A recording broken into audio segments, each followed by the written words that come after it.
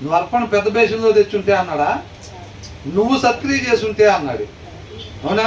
తలెత్తుకునేవాడివిగా. అర్పణ పెద్ద బేషన్లో తెస్తే తలెత్తుకునేవాడివిగా అన్నాడా? అర్పణ ప్రాబ్లం కాదు, ప్రాబ్లం ఎవరంట? అర్పించేవాడు ప్రాబ్లం. ఇక్కడ భక్తిహీనుడుగా మనం ఉండకూడదు అనమాట.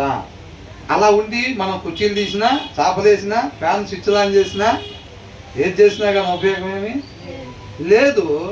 అసహ్యాన్ని ఆయనకి మనం మిగతా వాళ్ళకి గాలి రావాలని మనం ఆ స్విచ్ పట్టుకుంటే ఆయనకి అసహ్యం పుట్టిద్ది అంట. అర్థమవుతుందండి? మనం వాక్యానుసారంగా ఉండి వచ్చామంటే మనం ఏది పట్టుకున్నా ఆయనకి మహిమే తీసుకొచ్చింది అన్నమాట. అర్థమవుతుందా?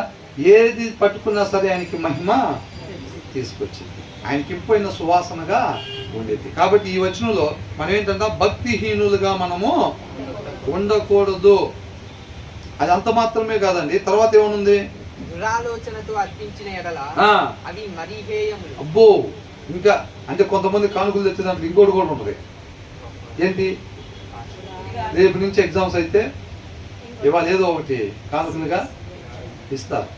వ్యాపారం ఇంకా అభివృద్ధి చెందాలని అంటే తీసుకొచ్చి అది తీసుకుని అక్కడ కొండ మీద వేసామంటే ఇక్కడ బ్రహ్మాండంగా వ్యాపారం బ్రాంచీల మీద బ్రాంచీలు వెళ్ళిపోతాయి అని చెప్పి ఆ ఉద్దేశంతో పట్టుకొస్తే ఇంకా అసహ్యం అంట ఆయనకి. భక్తిహీనుడిగా ఉండి మనం అర్పించేది ఏదైనా అసహ్యం అంట. అది ఇంకా ఏదో లోక సంబంధమైంది ఆశిచ్చి తీసుకొస్తారు చూసారా, అదైతే ఇంక చెప్పే పని లేదంట, అంత అసహ్యం అంట. How much more so when brought with evil intent.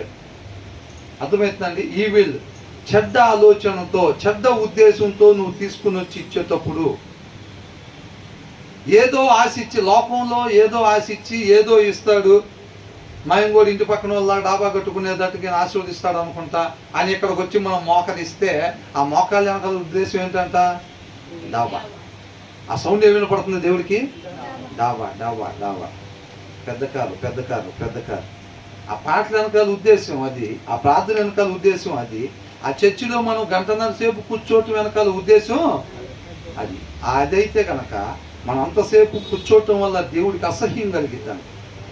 ఎవరు రమ్మన్నారు మిమ్మల్ని నా ఆవరణలోకి అని అంటున్నాడు. మీ చేతులు పాపం చూసారా ఎట్లా ఉందో, అవి చూస్తే నాకు అసహ్యం పడుతుంది అంటున్నాడు. మీరు తెచ్చే కానుకలు చూస్తే నాకు అసహ్యం పడుతుంది అంటున్నాడు. అవునా?